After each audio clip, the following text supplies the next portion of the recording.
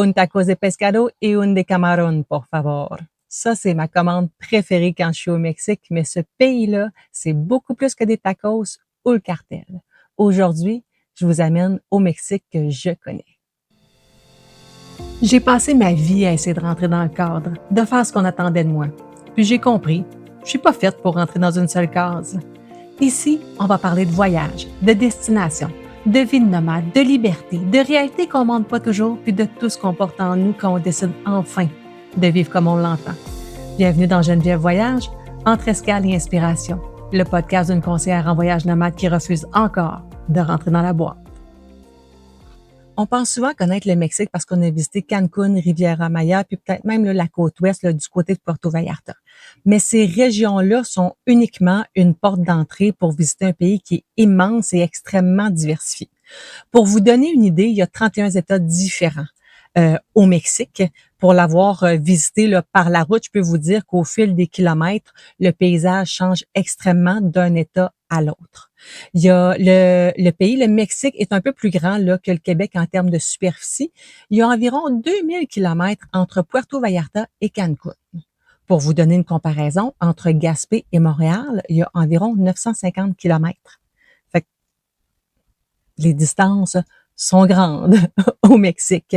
Quand je vous dis que c'est un pays qui est extrêmement diversifié, au Mexique, on peut retrouver un désert, on peut faire de la plongée sous-marine comme on peut faire de la randonnée. Il y a des montagnes, des fonds sous-marins, il y a de l'archéologie, de l'histoire, il va y avoir de l'artisanat, de la spiritualité, il va y avoir des petits villages, des grandes villes.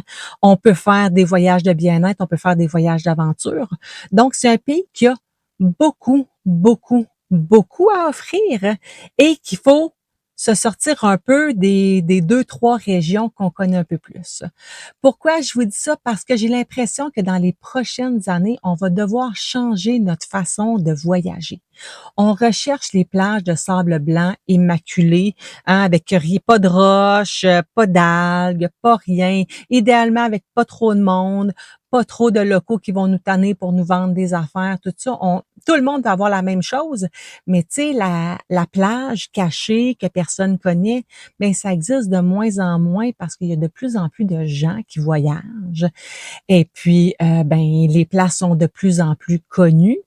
Puis, ben, avec les changements climatiques, là, on va se le dire, on le voit là, depuis les dernières années avec les algues sargasses. Ça, c'est des résultats là, des changements climatiques. Il y en a toujours eu des algues sargasses, mais des montagnes d'algues sargasses, ben, tu sais, c'est un phénomène qui est quand même relativement nouveau, là. Ben, tu sais, pas des dernières, ben, depuis quoi, 2017-2018 à peu près, là, que c'est comme qu'on en voit beaucoup plus. Fait que je pense qu'on va devoir changer notre façon de voir les voyages dans les Caraïbes. Et le Mexique est un pays extraordinaire où on peut voir extrêmement de choses, visiter des choses différentes, dépendamment de quel genre d'expérience qu'on veut avoir. Moi, j'ai passé 3 hivers au Mexique, 2 en Basse-Californie, l'hiver passé du côté de la côte ouest, et ça a été là des voyages extraordinaires, mais très, très différents. Fait que j'ai envie de vous en parler un peu, de vous parler du Mexique que je connais, que j'adore et que je vais retourner l'hiver prochain et que je pense que je vais continuer de retourner encore dans les prochaines années parce que j'ai absolument pas fini de le visiter, de le découvrir, ce pays-là. Mais avant toute chose, on va régler quelque chose. Qu'est-ce que je me fais demander le plus souvent quand je dis que je passe mes hivers au Mexique? C'est sûr que vous savez c'est quoi la question. Oui, mais c'est-tu sécuritaire au Mexique? Et comment ça se passe? Tu vas là-bas par la route, tu conduis. Ugh! Je vais vous dire les vraies affaires, OK? Je vais pas essayer d'enjoliver ça pour les réseaux sociaux ou quoi que ce soit. Podcast, on est entre nous. Fait que je vais vous dire les vraies choses. Et il y a des choses que j'ai réalisées cette année, que j'ai acceptées, que j'ai réalisées. Est-ce que le Mexique, c'est un pays dangereux? Oui, absolument. Beaucoup plus dangereux que le Québec à cause du cartel, la drogue, tout ça. Oui, c'est une réalité. Mais il y a quelque chose que j'ai réalisé cette année, c'est que le cartel, il est partout. Et le cartel, il est pas juste là pour vendre la drogue. Hein? Le cartel, il possède des hôtels, des restaurants, il fait travailler des Mexicains, pas juste pour vendre la drogue. C'est Je pense le deuxième plus gros employeur au pays. J'ai pas vérifié ma stats, là, mais je pense que c'est ça. Le cartel, il est partout au Mexique et la chose que j'ai réalisée cette année, c'est qu'ils n'en ont absolument rien à faire de moi. Moi, Geneviève Lebreu, toi, je sais pas c'est quoi ton nom, n'importe qui, les voyageurs, ils en ont rien à faire de nous. On a croisé souvent où on était installé à des endroits où on était stationné. Il y avait toujours des petites cabanes que si tu veux avoir de la drogue, on sait que c'est là que ça se passe. Sur la plage, on peut se faire offrir de la drogue. Ça vient tout du cartel. Le cartel contrôle le pays. C'est pas compliqué. C'est ça la réalité. Je vous ai dit que j'allais vous dire les vraies affaires. C'est la réalité. Est-ce que je me suis déjà sentie en danger au Mexique? Jamais. Pas une seule fois en 3 hivers. Il y a eu un premier déclic en Basse-Californie sur la plage, voyons, dans le secteur de La Paz où on a passé beaucoup de temps. Le nom m'échappe parce que là, je suis en train d'enregistrer puis ça me vient pas. Mais on était sur la plage et les policiers venaient faire une tournée. Les policiers mexicains ont des mitraillettes. Ils n'ont pas juste des petits fusils, ils ont des mitraillettes. Et on a su justement pourquoi ils sont armés comme ça. C'est que si ils doivent faire face au cartel, ils doivent être équipés pour faire face. S'ils ont juste un gun, le cartel, lui, il a beaucoup d'armes. Ça fait qu'ils doivent être équipés pour faire face au cartel. Et quand ces policiers-là ont patrouillé sur la plage avec leurs mitraillettes qui se promenaient là partout, il y a quelqu'un qui a dit dans la gang avec qui on était, ah, les policiers sont là, ça veut dire qu'on est en sécurité. Parce que moi, chaque fois que je voyais les policiers, que je voyais les mitraillettes, je me raidissais. J'étais pas bien, là, c'était le premier hiver, je me raidissais. J'étais comme, oh mon Dieu, mais qu'est-ce qui va se passer? Est-ce qu'on est en danger? Et cette phrase-là a été le premier déclic. Ah, les policiers sont là, ça veut dire qu'on est en sécurité. Puis, la personne a expliqué, elle dit, c'est vrai. Si les policiers sont là, ça veut dire que le cartel est pas là. Ils viennent patrouiller, ils viennent faire preuve de présence. On est en sécurité. Après ça, ça a été quoi mon autre déclic? Le cartel, il en a rien à faire de moi parce que je cherche pas à m'acheter de la drogue. Je me promène, ben je bois pas, je bois plus, j'ai arrêté de boire de l'alcool, ça fait 1 an et demi maintenant que je suis 100% sobre. Mais même si je buvais, je me promène pas saoul à 3 heures du matin, hein, dans les rues. Je cherche pas à m'acheter de la drogue. Je suis polie. Quand je croise quelqu'un, il y avait un petit vendeur du côté là de San Pancho qui était toujours à l'entrée de la plage, puis il nous offrait de la marijuana, puis on disait non gracias, puis c'était rendu qu'on se disait bonjour en passant, un gentil jeune homme là, dans la vingtaine, tout ça, super poli. Fait que le cartel, je sais pas, il est où le cartel? Il est nulle part et partout en même temps, et j'ai pas affaire au cartel, là. Je m'achète pas de pot, je m'achète pas de cocaïne, je m'achète rien de tout ça. Je suis couchée assez tôt le soir. Puis dans les tout inclus, mais pour vous, là, les clients, dans les tout inclus, si vous cherchez pas à vous acheter de la drogue, si vous êtes poli, en considérant qu'on n'est pas dans notre pays, hein, parce qu'on n'est pas chez nous, le cartel, il y en a absolument rien à faire de moi. Et j'ai passé 3 hivers là et jamais, à aucun moment, je me suis sentie en danger. Les Mexicains sont un peuple extraordinaire. Ils sont chaleureux, ils sont gentils. Moi, quand je suis au Mexique, je me sens un peu comme en Gaspésie. On marche sur les trottoirs, on se promène et les Mexicains disent hola, hola, buen dia. Ils me disent bonjour comme quand je marche ici là en Gaspésie. Et les Mexicains sont pas plus contents que nous que le cartel fasse des siennes là par moment, hein? Eux, ils font pas comme oh yeah, le cartel a fait sauter telle affaire, absolument pas. Le cartel font leurs affaires entre eux, puis pour le reste, ils en ont absolument rien à faire, c'est de la business. Si tu vas pas pour faire de la business avec eux autres en tant que Québécois, t'en auras pas de problème. J'ai rencontré des dizaines et des dizaines de voyageurs hein, sur la route, vraiment partout, là, tu sais, en 3 hivers, et jamais personne a jamais eu de problème avec le cartel. J'ai rencontré une personne qui était craintive du cartel et je vais vous expliquer pourquoi. Parce que oui, il y a des gens, il y a des voyageurs qui disparaissent. Oui, Ça arrive. La personne que j'ai rencontrée qui était craintive, qui capotait avec les gens qui disparaissaient, ben c'est quelqu'un qui prenait de la drogue, qui s'achetait de la cocaïne de temps en temps, peut-être du pot, qui sortait les soirs, qui faisait le party avec des gens qu'il rencontrait dans les bars, des Mexicains, tout ça. Fait que cette personne-là, quand on voyait qu'il y avait quelqu'un de disparu, capotait. Moi, j'irais au Mexique seule. Je suis très sérieuse, là. Je ferais un voyage au Mexique seule et je me sentirais pas en danger. Si je me mêle de mes affaires puis que je cherche pas à m'acheter de la drogue, puis que je me retrouve pas dans des petits coins noirs avec des Mexicains que je connais pas, mais je vous dirais que les risques sont pas mal éliminés. Fait que c'est ça pour la sécurité au Mexique. Les gens, tu sais, cet hiver avec les attentats qu'il y a eu à Puerto Vallarta, le chef du cartel qui s'est fait enlever, ça a fait beaucoup de vagues. Je peux vous dire que, ben, ici, au Québec, ce qui s'est passé, c'est que c'est les mêmes images qui ont tourné en boucle pendant 3 jours. Mais la réalité, c'est que ça a duré une journée à peine, cette histoire-là. Le dimanche soir, tout était réglé. Il y a personne qui a été, aucun civil qui a été attaqué. Est-ce que c'est le fun? Non, absolument pas. Absolument pas. Mais comme je vous dis, même les Mexicains ne trippent pas là-dessus. Fait que je pense que si on respecte les Mexicains, si on cherche pas à s'acheter de la drogue, si on sait se tenir en public, on peut faire la fête. Mais être sourd dans les rues à 3 heures du matin, c'est peut-être pas la place. Partir en scooter, tout seul, encore là, le soir, la nuit, partir avec des gens, des locaux qu'on connaît à peine, c'est peut-être pas la meilleure idée. Fait que si vous respectez ces règles-là, je pense que c'est un pays que vous pouvez apprendre à aimer et même adorer, tout comme moi, j'adore ce pays. Fait que, maintenant, si je vous parle de mes voyages à moi, on a parlé de la partie plate. Maintenant, pour moi, c'est quoi les régions que j'ai visitées? C'est quoi pour moi le Mexique? Comme je vous ai dit, c'est un pays qui est extrêmement diversifié. Hein?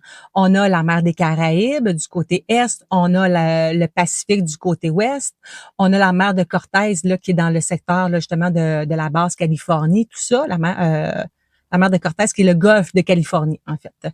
Et ça, le golfe de Californie, par Cousteau, ça a été déclaré l'aquarium du monde. La Basse-Californie, pour avoir passé 2 hivers là-bas. C'est des paysages désertiques. Tout se passe autour de la mer. C'est du désert, des cactus, de la mer, des plages isolées, du surf. Si vous aimez ces choses-là, parce que tu sais, il n'y a pas tant de randonnée ou quoi que ce soit. On est vraiment dans du désert et puis dans les activités autour de la mer et la plage. Si vous aimez faire de la plongée, si vous voulez voir la vie marine, si vous voulez faire du surf, si vous aimez les plages isolées avec rien autour, vous louez une voiture, partir à l'aventure pour découvrir ces plages-là, ben la Basse-Californie, c'est un endroit idéal pour ça. C'est où la Basse-Californie? Il y a le continent du Mexique et il y a la pointe toute seule au bout, en bas de la Californie, avec Los Cabos qui est au bout. Hein, on connaît plus ça, Los Cabos, il y a des hôtels tout inclus qui sont là. Donc, c'est ça, la Basse-Californie. C'est des paysages extraordinaires, c'est que des cactus. C'est des kilomètres et des kilomètres et des kilomètres de cactus. Los Cabos, c'est comme la ville la plus américaine de la Basse-Californie. Aller dans un tout inclus à Los Cabos, j'irais absolument. Les paysages sont beaux. Et moi, j'ai pas nécessairement besoin de me baigner dans la mer parce que ces endroits-là, les vagues sont très grosses. Justement, c'est des endroits de surfeurs et c'est pas toujours permis de se baigner. C'est pas toutes les plages où on peut se baigner. Fait que sachez-le, mais c'est très, très, très différent de ce qu'on voit ailleurs quand on fait un voyage dans le sud. Vous avez envie de quelque chose de différent. Los Cabos et la Basse-Californie, c'est très, très cool. Ça vous prend une location de voiture pour pouvoir vous promener ou ben vous payez un taxi là, pour une journée pour partir. Si vous faites du surf, comme je vous dis, apportez votre surf puis partez là, découvrir les petites plages, les petits endroits isolés pour pouvoir aller vous amuser dans l'eau. Faites de la plongée sous-marine. Nous, il y a une journée où on est parti faire du paddleboard et il y avait des raies qui sautaient un peu partout autour de nous. C'était assez extraordinaire. Moi, je suis pas super à l'aise. J'ai pas peur de l'eau, mais j'ai un peu peur de ce qu'il y a dans l'eau. Fait que moi, de la plongée en apnée, de la plongée sous-marine, je fais pas ça. Je travaille là sur moi là pour parce qu'au début quand les raies sautaient, j'étais pas super à l'aise. Puis à un moment donné, ben là, je me suis parlé, puis j'ai fait comme OK, t'es quand même chanceuse de vivre ça. On vit pas ça tous les jours. Fait que c'est ça, mais on a rencontré des gens qui ont fait des sorties pour faire de la plongée, qui ont nagé avec des tortues de mer, qui ont réellement tripé. C'est comme je vous dis, Cousteau disait que c'était l'aquarium du monde. Il y a une vie marine extraordinaire, des baleines à bosse, des baleines grises. Il y avait une mère et sa fille qui tous les matins partaient avec le paddle, puis même il y en avait une à la nage pour aller nager avec les baleines à bosse. Ils entendaient chanter, tout ça.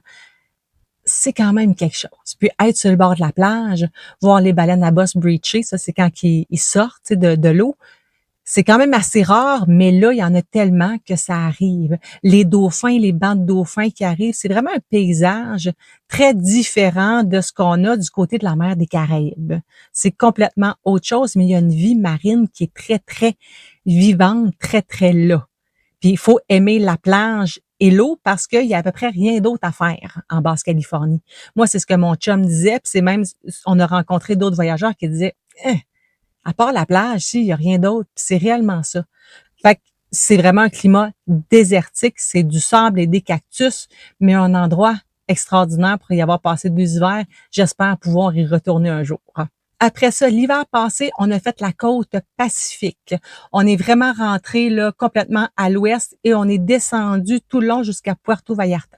Comme je vous ai dit, là, au fil des États qu'on traverse, on voit des paysages extrêmement différents. Au début, on est un peu plus dans le climat désertique. Après ça, on traverse des États que c'est vraiment des endroits d'agriculture, des champs et des champs extrêmement verts. Il n'y a pas de palmiers, c'est que de l'agriculture. Vos fruits et légumes là, qui viennent du Mexique, quand on regarde à l'épicerie, ben, c'est du côté de la côte ouest que ça se passe principalement. C'était magnifique, les champs de travailleurs, c'était vert, c'était beau, c'était vraiment là, puis des montagnes. Oh, qu'on a traversé des montagnes. Oh là là, qu'il y a des montagnes dans ce secteur-là. Avec le gros bus, c'était pas toujours facile, pas toujours évident, mais on y est arrivé et on a vraiment profité là, des paysages. Comme je vous ai dit, il y a des villes et des villages au Mexique. Puerto Vallarta, c'est une ville. C'est une ville que j'ai adorée, surprenamment, parce que comme je vous dis, moi, je ne suis pas une fille de ville. J'adore les petits villages, s'installer, pouvoir faire les choses à pied ou à peu près. J'ai eu un gros coup de cœur pour San Pancho, qui est à peu près à 1 heure là, de Puerto Vallarta, au nord de Puerto Vallarta. La côte Pacifique aussi, c'est un secteur qui est très, très ouvert pour la communauté LGBTQ+. Est-ce qu'il y a d'autres lettres après? Je ne sais plus, vous m'excuserez. Mais très ouvert pour ça. Est-ce que c'est que des gays qui sont là-bas? Non, absolument pas. En fait, c'est des gens ouverts, point. OK? Et j'ai une anecdote à vous conter là-dessus. Il y a un après-midi, moi puis mon chum, on va se promener sur la Malécone. La Malécone, hein, c'est comme une passerelle qui est toujours sur le bord de l'eau, un endroit où il peut y avoir des amuseurs de rue, tout ça, des petits spectacles. Fait qu'à chaque fois qu'il y a une Malécone à quelque part, on va quand même la marcher parce qu'il y a des petites boutiques, des gens, c'est très, très ambiance locale, c'est bien cool. Et on se promène à Puerto Vallarta sur la Malécone. Il y avait un endroit un peu plus grand et on voit un gars arriver avec sa petite valise. C'était midi à peu près, je sais pas d'où il arrivait, mais il était en string, un petit string bien brillant là. Écoutez, en soulier, en string avec sa valise, s'en allait. Moi, je rêve un jour d'avoir la confiance de ce gars-là à marcher sur la Malécone à Puerto Vallarta avec la quantité de gens qu'il y avait. Et il était pas du tout mal à l'aise, puis il était pas extraverti non plus. Il était juste comme, ben moi, il faut que je m'en aille à quelque part, puis c'est ça le linge que j'ai sur le dos. Je l'ai regardé passer, j'ai fait comme, oh wow, ça là, c'est mon but à atteindre un jour de confiance en moi. C'était magnifique. On est vraiment partis à rire par après, moi et mon chum. On a fait, hey, c'est quand même, c'est pas partout qu'on peut voir ça, mais là, à Puerto Vallarta, ça fit, c'est correct. Il y a le quartier Romantico dans la ville, là, qui est comme le vieux quartier où là, ben, c'est là qu'il va y avoir les bars gays, tout ça. Mais comme je dis, c'est pas que gay, c'est juste un endroit qui est ouvert à tout le monde. Et ça, moi, j'aime ça. Quand on a l'esprit ouvert, quand tout le monde est les bienvenus. Puerto Vallarta, ce secteur-là, c'est ça. Tu peux être gay, hétéro, tu peux être spirituel ou pas, tout le monde est accepté. Fait que ça, c'est une des choses. Et il y a quand même si c'est une ville, là, on se promène, les gens nous disent quand même bonjour sur le trottoir. Là où j'ai eu mon coup de cœur, c'est à San Pancho, le tout petit village où on a passé là, plusieurs semaines finalement. Minuscule village où tout se fait à pied. L'autobus était stationné à l'entrée du village dans un parc parce qu'il n'y avait pas de camping. Et puis là, on était stationné là. Et c'est un village où les Mexicains, les expats, les voyageurs comme nous vivent en harmonie. Vous comprendrez que, encore là, moi, j'aime ça quand tout le monde vit en harmonie. Tout le monde était accepté dans ce village-là. Une petite communauté de hippies un peu, hein, tu te promènes dans le village, mais il y avait des cours de yoga, les gens se promènent nu-pieds sur le trottoir. C'est vraiment, là, extraordinaire. C'est un endroit que j'ai adoré. Une plage de surfeurs, des grosses vagues. Je me suis fait moi je suis absolument pas une sirène là, c'était un peu la joke là. Je suis vraiment pas bonne nageuse. Fait que je me baignais un peu mais des grosses vagues, faut vraiment faire attention, il y a des accidents à chaque année. S'il y a le drapeau rouge, et il faut pas y aller, c'est un endroit de surfeur. Une belle plage, magnifique sable doré, magnifique, mais c'est un endroit de surfeur. Tous ces endroits-là, San Pancho, Lo de Marco, c'est tous les petits villages là, qui suivent. Euh, c'est vraiment des endroits de surfeurs. Les plages sont belles, là, du beau sable, mais c'est des grosses vagues. La même chose pour Puerto Vallarta. Puerto Vallarta, les plages sont moins belles, là, un petit peu plus de roches dans le sable, pas baignable partout. Mais si tu aimes marcher sur la plage, il y a des très longs secteurs là, de plage où on peut marcher, là, que c'est super facile, super accessible. Fait que comme je dis, c'est peut-être une façon, il faut voir nos envies de voyage là, autrement quand on va dans ce secteur-là. Les piscines sont super belles, c'est facile de se promener à pied. Puerto Vallarta, les hôtels sont carrément dans la ville, ou bon, il y en a un peu là à l'extérieur, mais où il y a le petit village, l'ancien village de pêcheurs qui est là. Ça fait que c'est possible pour les gens qui aiment ça, ne pas être toujours dans un resort. Le secteur de la côte ouest du Mexique, c'est vraiment super pour ça. Extraordinaire. Aussi, dans ce secteur-là, il y a beaucoup, en fait, un peu partout au Mexique, il y a les pueblos mágicos. C'est quoi un pueblo mágico? C'est des petits villages. C'est des petits villages là, qui met en valeur là, tu sais, vraiment un patrimoine historique, culturel, tout ça. Donc nous, quand on prend la route, quand on s'en va dans un secteur, on regarde toujours où sont les pueblos mágicos parce que c'est toujours des endroits que c'est super agréable de s'arrêter, d'aller visiter à pied. On stationne le bus ou les vannes pour les autres années.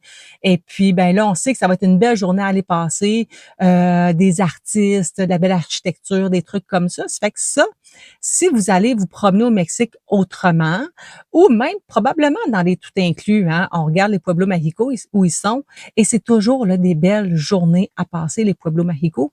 C'est une façon, ça peut être encore là une porte d'entrée pour sortir de notre hôtel, de notre tout inclus, pour aller voir un petit peu plus la culture locale. Parce que c'est le fun, tu sais, les tout inclus, c'est parfait.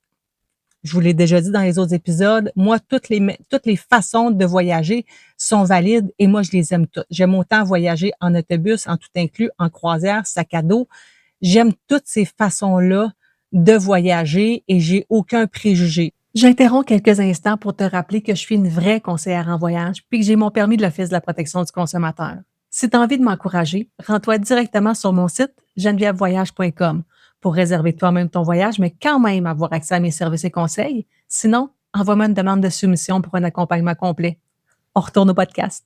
Fait que quand vous êtes dans votre tout inclus, ben vous pouvez regarder qu'est-ce qui se passe autour. C'est comme une petite bulle un peu protégée, hein, où on est en sécurité. Mais c'est possible de sortir, faire une excursion d'une journée ou vérifier avec les gens de l'hôtel, voir s'ils ne connaissent pas quelqu'un, un chauffeur de taxi, aller voir un peu là, qu'est-ce qui se passe autour. Tout ça est possible. Vous pouvez vraiment, là. Puis après, puis comme j'ai toujours, il faut toujours être à l'aise dans sa façon de voyager. Moi, quand j'ai des clients qui me disent, Geneviève, je suis pas à l'aise d'aller au Mexique, c'est arrivé l'hiver passé, là, avec les attentats qui est arrivé à Puerto Vallarta. J'avais des clients qui étaient du côté de la Riviera Maya, puis qui m'ont dit, Geneviève, je suis plus bien d'aller là. Je vais pas y aller. Je sais que c'est à 2000 kilomètres de là. mais je suis pas à l'aise, puis j'ai la chienne. Moi, jamais je vais essayer de vous convaincre d'aller contre ce que vous sentez. Faut se respecter là-dedans. Si vous le sentez pas, vous y allez pas. La planète est assez grande pour avoir une place pour tout le monde. Mais si vous voulez être plus safe, justement, le tout inclus, c'est vraiment une bulle quand même assez sécuritaire. Puis après ça, ben là, on peut commencer tout doucement à aller visiter autour. Puis peut-être qu'un jour, ben vous partirez pas dans un hôtel tout inclus, ou faire un circuit d'aventure, ou aller faire une retraite d'un voyage bien-être. Ça, les retraites bien-être, il y en a beaucoup là qui se passent dans le secteur sud de Puerto Vallarta, Zipolite, Puerto Escondido et compagnie. C'est là qu'on devait se rendre l'hiver passé, puis finalement qu'on s'est pas rendu. Donc, l'hiver prochain, on va se rendre dans ce secteur-là pour aller visiter tout ça, pour aller voir. Je pourrais vous en reparler quand j'aurai été. J'en ai entendu parler beaucoup, mais je préfère aller le visiter moi-même, puis je pourrais vous en reparler. Mais des retraites bien-être, il y en a beaucoup, beaucoup au Mexique. Il y en a de même qui s'organisent. C'est un pays qui est assez spirituel, si on peut dire. Fait qu'il y a beaucoup d'énergie, il y a vraiment beaucoup de choses qui se passent là-bas. Ça fait que ça, si c'est des choses qui vous intéressent, écrivez-moi, puis on pourra regarder ça ensemble. Mais tout ça pour dire que le tout inclus, c'est un endroit sécuritaire, hein, et puis ben, un endroit encadré. Et après ça, ben là, on peut commencer tout doucement à aller découvrir d'autres choses.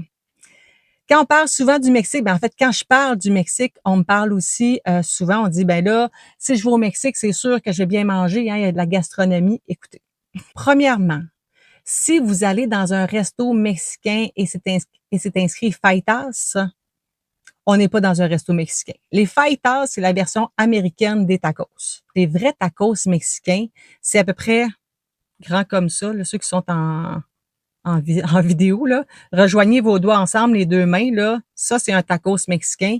Il va avoir de la viande dedans. Bon, mais ça peut être justement de crevettes, de poisson, ça peut être de porc, de bœuf. Il y a rarement du fromage. En fait, jamais. Les vrais tacos mexicains, il n'y aura pas de fromage là-dedans. Il n'y aura pas nécessairement de la salade. On peut rajouter, là, ils vont mettre, eux, c'est plus du chou, qu'ils vont mettre du chou haché, des fois des tomates, de la lime, puis de la salsa. Différents degrés de piquant. Faites attention qu'un Mexicain te dit cette salsa-là est pas piquante, puis la pas piquante est souvent très piquante. OK? Fait que, mais la gastronomie mexicaine, c'est pas tant de la gastronomie, OK? Pour y avoir été, euh, en fait, on cuisine beaucoup avec le maïs au Mexique, avec bon les haricots, les piments, les tomates, les courges, les avocats, le cacao. Hein? Le cacao, il y a le mole qui est une sauce à base de cacao. Chaque région a sa propre recette de mole. Pour y avoir goûté, c'est particulier. Il y en a que c'est très bon, semblerait-il, mais nous, on n'a pas encore trouvé le mole qui était très bon. Fait que ça goûte pas le chocolat, ça goûte le cacao. Tu sais, du poulet avec une sauce brune au cacao, en tout cas, bref, on n'a pas encore trouvé. Mais la bouffe mexicaine, ça se passe beaucoup, beaucoup, beaucoup autour des fruits de mer, hein. La viande, ben ça se passe autour de la viande sans perte, si je peux dire. Ça fait que vous allez avoir du gras, du croquant. Tu sais, on perd rien. Tout est frit dans l'huile. Tout, on a mangé des affaires puis on savait pas trop des fois qu'est-ce qu'on mangeait. Si c'est écrit mixto sur le truc, c'est l'équivalent de tout ski. Fait que ça se peut que tu saches pas trop tout qu'est-ce que tu manges. Sachez-le. Il y a beaucoup d'épices. Je pense que c'est pour ça, à cause des épices, qu'on trouve que la nourriture mexicaine est très bonne comparativement à nous ici au Québec. C'est très épicé, donc c'est très différent. Mais tu sais, ça se passe beaucoup autour du maïs et des affaires soit frits ou cuits vapeur, puis du mou un peu. Tu sais, des tamales, c'est mou. C'est ça. Fait que moi, le Mexique que je connais, je suis bien contente de manger des tacos. On en mange énormément durant l'hiver, mais tu sais, on n'est pas nécessairement dans de la nourriture très, très santé, étant donné que tout est frit. Très peu de légumes. Mais moi, je vais toujours, quand je vais dans les restaurants, je vais toujours avec des choses sûres, dans le sens où, tu sais, une soupe de poisson, je sais que ça va être bon. Tu sais, ces affaires-là, là, j'essaie de tourner autour. Si t'aimes pas les poissons, les fruits de mer, ça se peut que tu trouves le temps long. Si la viande, tu pas sûr, mais encore là, dans le secteur de la côte ouest, il y a de plus en plus, étant donné qu'il y a des voyages bien-être, il y a de plus en plus d'offres végétariennes, véganes, énormément. Moi, je peux pas consommer de produits laitiers et à San Pancho, presque à tous les jours, en tout cas plusieurs fois par semaine, on mangeait de la crème glacée parce qu'il y avait des offres de crèmerie avec de la crème glacée végane. Fait que c'était possible pour moi de manger de la crème glacée. Et ça, un peu partout là, au Mexique. Fait que c'est quand même très agréable. Ils sont ouverts là-dessus. Il y a des possibilités.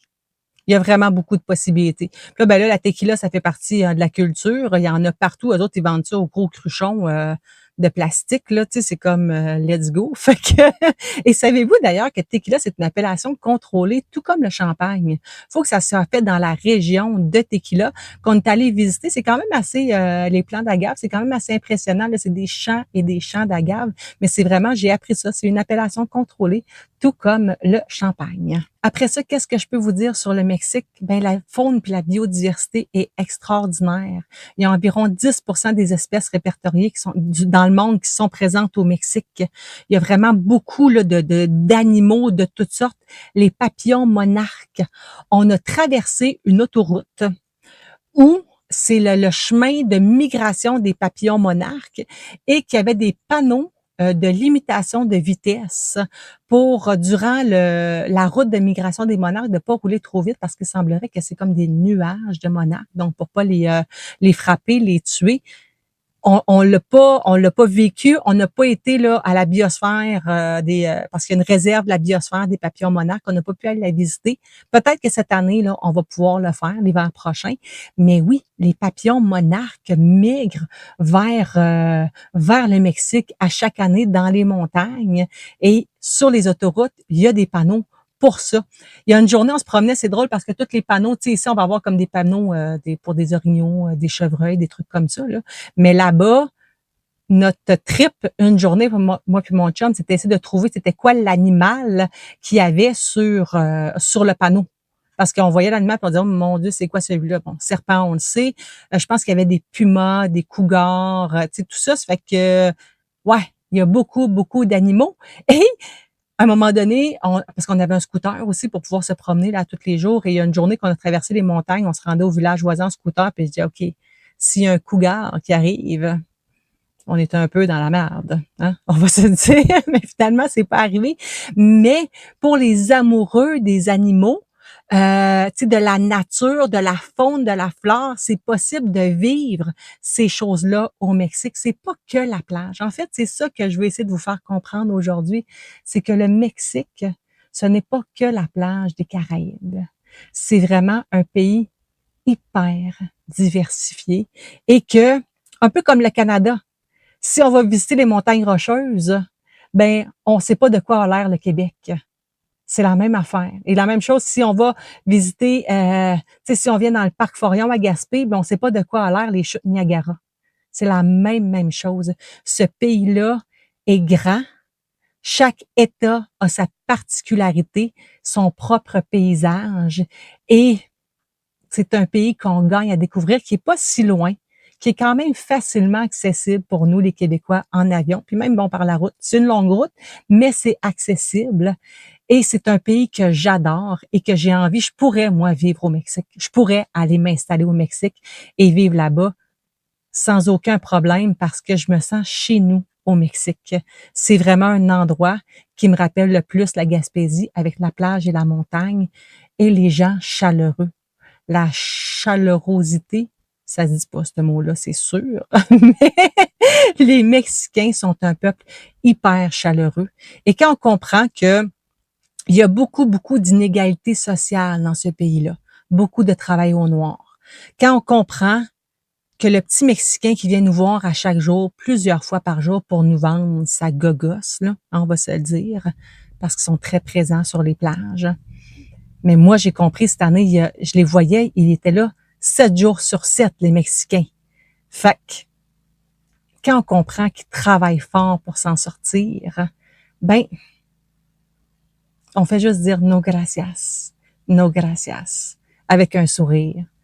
Puis on se dit, nous autres, on est chanceux de pouvoir profiter de ce pays-là, d'être là, Puis ben, d'essayer de donner un peu de ce qu'on peut, puis de garder notre sourire, parce que les autres, ils gardent toujours le sourire. En tout cas, moi, ce que je vis, c'est toujours des gens qui ont le sourire, qui sont hyper contents de m'accueillir dans leur pays, puis de m'aider si j'ai besoin.